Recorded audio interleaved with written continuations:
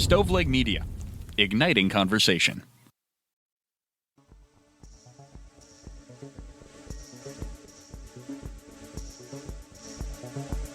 Welcome to True Crime to Go. What can I get for you? Yeah, can I get a digital crime this week? Maybe, I don't know, some kind of hacking situation, please? Pull up to the second window and we'll see you next crime. Welcome to True Crime to Go. I am John here with Jamie. How are you, sir? I'm doing well.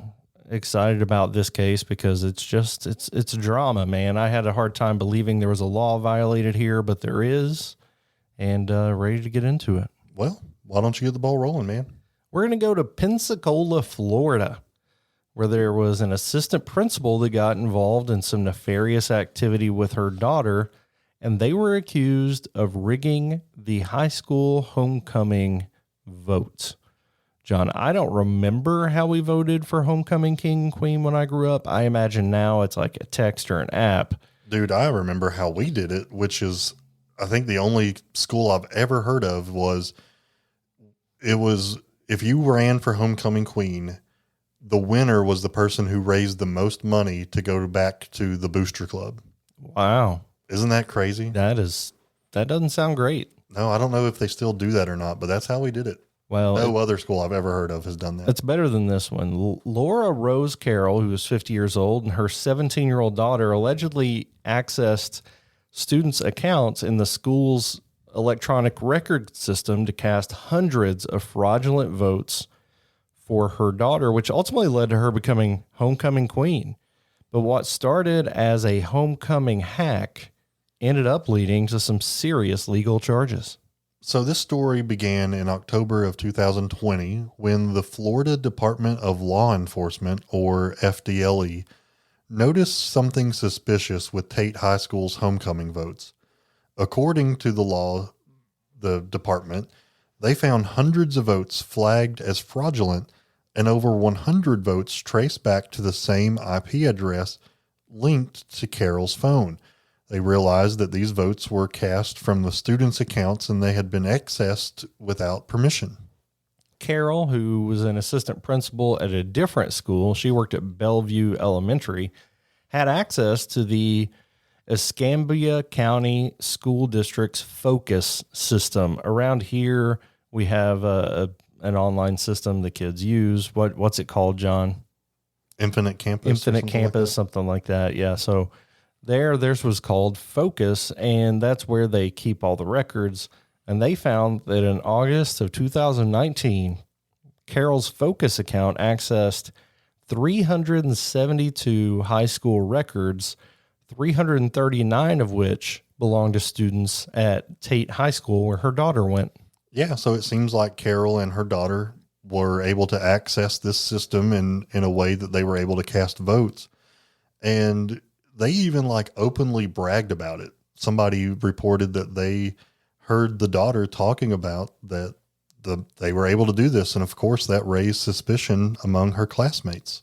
Obviously they redid the homecoming situation, and this raises greater issues, John. I know that in your role, you have access to a lot of legal records, but it flags what you look at. So you only look at things that you need to. And Carroll did more than that. So they faced legal charges, including unauthorized access to computer systems, criminal use of personally identifiable information, PII, and conspiracy. Law enforcement didn't take this lightly. Using somebody else's account information, especially if you're in a role of authority like a vice principal, crosses some serious boundaries.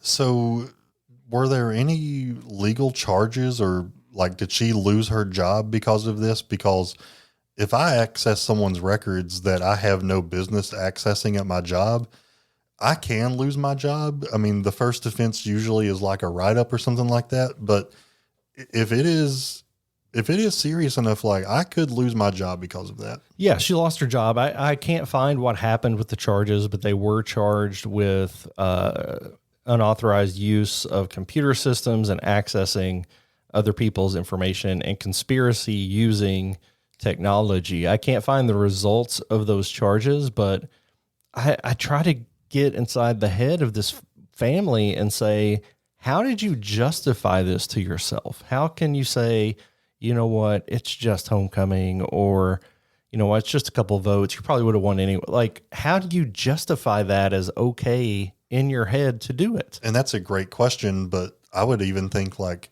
what made you think you were going to get away with this? The students are going to realize that, hey, I've cast a vote, but I haven't casted a vote, you know? And like you said, people forget that they have IP addresses, and if it's used to vote for over 50 kids, it's going to be easy to track that down, and you can't get away from it. I mean, it might as well be video evidence of you doing what you said you didn't do, because it is only linked to you and only you. And this was found in 2020. Obviously, I work at a software company, and we're doing a lot with AI to track fraudulent fraudulent college applications with these same types of things. So it's very easily trackable. There are services that'll do that for you. I just can't imagine what led to the decision to actually do this. I could see a conversation where it was like, haha, you know, I have access to Focus. We could just rig it. Ha ha ha. But going forth with it is just wild to me. So yeah, I'm glad they got caught, and I hope they were held accountable. I hate to see people losing their jobs, but if you're willing to break the law to win a homecoming vote, I think it's hard to trust you with higher stakes than that. Yep, absolutely. So, Jamie, this was a fun one, and thank you for bringing it to us. This has been a crime story in 10 minutes or less. Would you like crime with that?